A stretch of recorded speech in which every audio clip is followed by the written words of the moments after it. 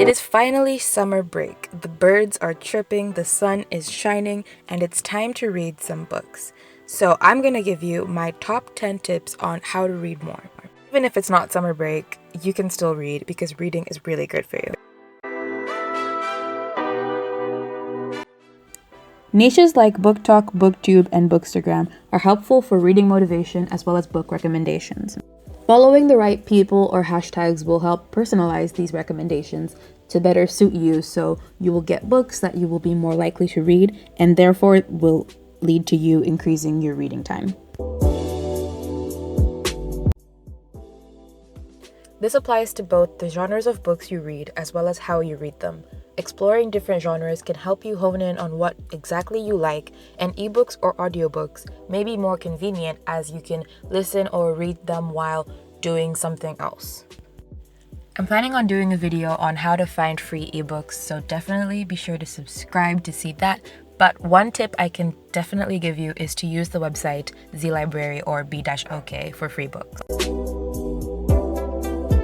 Book clubs or buddy reading can help encourage you to read because of the community aspect, as well as the fact that there are always going to be recommendations for you, no matter what, so you will never have nothing to read.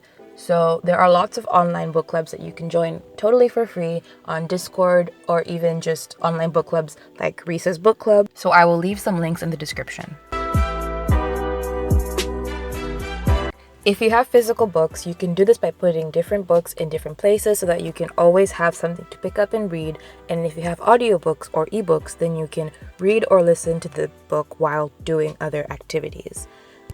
I also recommend carrying a book with you wherever you go, so that if you're stuck in a line or if you're waiting for something, instead of scrolling through your phone, you can just pick up a book and read. Not that you don't know that already.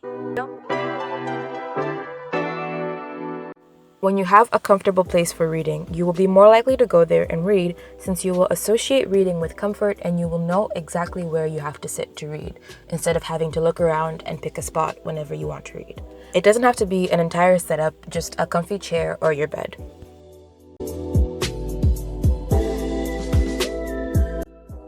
Once you know which times you want to or feel like reading, you can free up space in your schedule and plan to read at those times.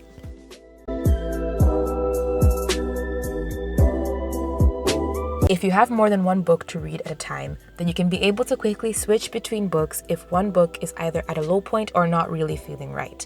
Just remember to not overdo it, or else it might be overwhelming. If you're not liking a book after the first 50 pages or so, it's best to just drop it and move on, rather than force yourself to continue reading a book that you're not enjoying.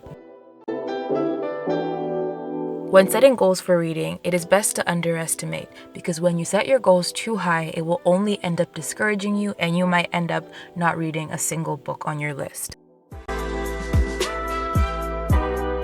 Usually, your taste in books will be similar to your taste in movies and TV shows, and I'm also thinking about making a video on how to find your favorite genre or your favorite books, so if you'd like to see that, please be sure to subscribe.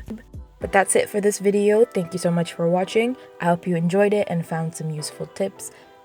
Don't forget to leave a like and comment down below if you have some more useful tips you'd like to share. See you in the next video.